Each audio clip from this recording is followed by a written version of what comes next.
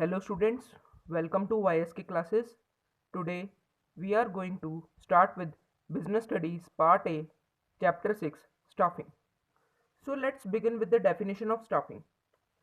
पहले तो staffing की definition में लिखा है कि staffing is that part of function of management which is concerned with obtaining, utilizing and maintaining a satisfied and satisfactory workforce. इसका स्टाफिंग का ये मतलब है कि हमारी वर्कफोर्स को हमें ऑब्टेन करना है, यूटिलाइज करना है और मेंटेन करके रखना है अपनी ऑर्गेनाइजेशन में। हर ऑर्गेनाइजेशन में वर्क करने के लिए एक ह्यूमन रिसोर्स की नीड होती है, जो कि नीड स्टाफिंग से पूरी होती है। अब स्टाफिंग को हम मैनेजमेंट ऑफ स्टाफिंग फंक्शन भी कहते हैं। स्टाफिंग का एक बड़ा इजी सा मतलब है कि to fill the various post provided in the organisation. तो स्टाफिंग का मतलब है to fill the various post provided in the organisation. ये चैप्टर बहुत ही ईजी है। इससे पहले मैं आपको ये बताना चाहता हूँ कि आप जब भी बिजनेस स्टडीज़ पढ़ें हमेशा एनसीईआरटी को रेकमेंड करें, क्योंकि जो बच्चा एनसीईआरटी से करता है उसके 90 अबव मार्क्स तो आते ही आते हैं। तो कोई और बुक ना उठाएं, सिर्फ एनसीईआरटी को ही रेकमेंड किया जाए।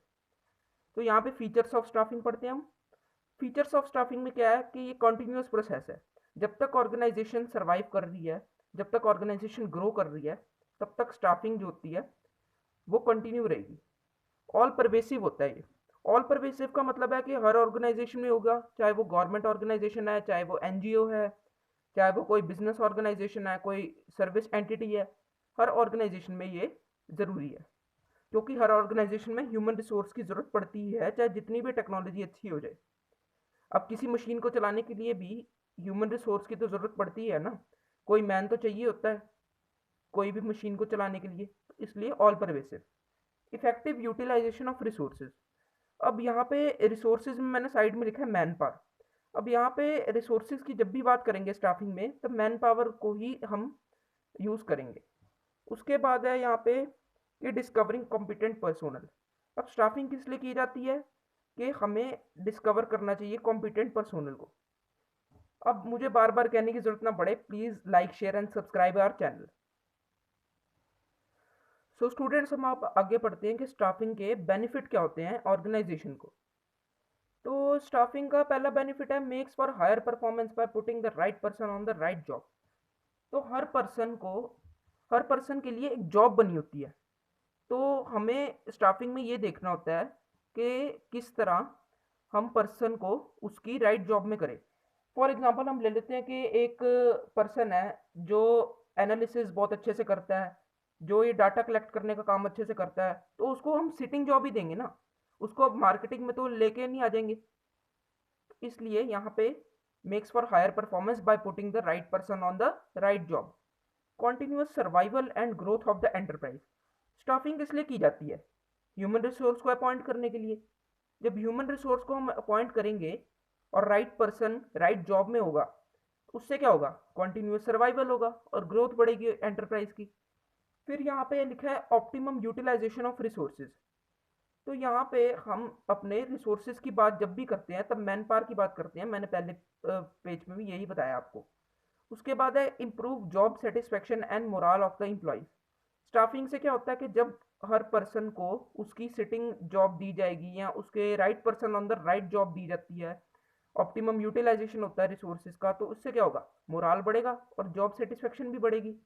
उसके बाद है यहाँ पे ड्यूटीज ऑफ एचआरएम। ये मोस्ट इंपॉर्टेंट टॉपिक है, इसको मार्क कर लीजिए, चाहे वो एनसीईआरटी में हो, एक स्पेसिफिकली वहाँ पे पेज पे दे रखा है। इसको पढ़ना ना भूलिएगा, एग्जाम के लिए बहुत इंपॉर्टेंट है। इसके यहाँ पे लिखा हुआ है रिक्रूटमेंट। अब ये रिक्रूटमेंट का क्या मतलब है, मैं इसको आगे एक्सप्लेन करूंगा, पर छोटा सा बता दूं कि इसमें जो होता है कि हम पर्सन को किस तरह स्टिमुलेट करते हैं अपनी ऑर्गेनाइजेशन में आने के लिए। जैसे फॉर एग्जांपल हम ले सकते हैं एडवर्टाइजमेंट करते हैं हम। एक कंपनी होती है सिचुएशन वेकेंट का, वो न्यूज़पेपर में अपना एडवर्टाइजमेंट देती है। तो वो क्या कर रही है? पर्सन को बुला रही है कि हमारी ऑर्गेनाइजेशन में आओ। जैसे एक ऑर्गेनाइजेशन ने कह दिया कि न्यूज़पेपर में एक ऐड दे दी कि रिक्वायर फाइनेंस मैनेजर। तो वो क्या कर रहे हैं? एक पर्सन को अट्रैक्ट कर रहे हैं अपनी तरफ, एक पर्सन को बुला रहे हैं कि हमें ऑर्गेनाइजेशन में अप्लाई करो। तो वो रिक्रूटमेंट होता है, वो हम आगे डिटेल में बढ़ेंगे। इसके बाद अब एचआरएम का मतलब क्या है? Human resource manager. ये स्टाफिंग का जितना भी फंक्शन होता है ये ह्यूमन रिसोर्स मैनेजर के हाथ में होता है। अब उसका काम क्या होता है, कलेक्टिंग जॉब डिस्क्रिप्शंस। अब एक हर ऑर्गेनाइजेशन में जितनी भी जॉब्स निकलती है उसकी एक स्पेसिफिकेशन होती है कि आपको ये आना ही आना चाहिए। जैसे आप किसी कॉल सेंटर में काम कर रहे हो तो आपकी फ्लुएंसी होनी चाहिए इंग्लिश में, आपके कम्युनिकेशन स्किल्स अच्छे होने चाहिए। तो वो सारी जितनी भी इंफॉर्मेशन है उसको कलेक्ट करके न्यूज़पेपर में देना, वो सारा काम किसका है, एचआरएम का। उसके बाद है developing incentive plan. Developing incentive plans का मतलब है कि पे प्लान्स को डिस्कवर करना। जैसे पर्सन की पे कितनी होगी, उसको अलाउंस कितनी मिलेगी, उसकी इंश्योरेंस होएगी कि नहीं होएगी, ये हम आगे डायरेक्टिंग चैप्टर में पढ़ेंगे, उसमें मैं डिटेल में आपको ये सब कुछ बताऊंगा। ये चैप्टर बहुत ही इजी चैप्टर है, तो आप इसको सीरियसली लें। और ये चैप्टर बड़ा अच्छा हाई स्कोरिंग है। Maintaining labour relation with each other. एक हर ऑर्गेनाइजेशन में लेबर रिलेशंस मेंटेन करना बहुत इंपॉर्टेंट होता है, क्योंकि अगर एम्प्लॉयज़ के बीच में गुड रिलेशंस होंगे तभी ग्रोथ एंड सर्वाइवल में होगा। क्योंकि हर ऑर्गेनाइजेशन में जो एम्प्लॉयज़ हैं उनके बीच में अच्छे रिलेशंस नहीं है, तो उनका जो कोऑर्डिनेशन है वो भी इम्प्रूव नहीं होगा, वो भी खराब कोऑर्डिनेशन से काम करेंगे। तो इसलिए एचआरएम का काम होता है कि मेंटेन करना लेबर रिलेशंस को। इसके बाद है प्रोवाइडिंग फॉर सोशल सिक्योरिटी। अब हर एम्प्लॉय चाहता है कि उसको सोशल सिक्योरिटी मिले, उसकी जॉब सिक्योरिटी मिले। उस वो भी एक ड्यूटी होती है एचआरएम की। और उसके बाद है defend the company in court and legal complications. जितनी भी ये लीगल कॉम्प्लिकेशंस होती है, कोर्ट केसेस होते हैं, उसमें भी जो एचआरएम होता है वो डिफेंड करता है किसी भी कंपनी को। तो इतना ही है आज के लिए। Please like share and subscribe our channel. अगर आपको अच्छा लगा हो तो प्लीज़ लाइक करें। Thank you.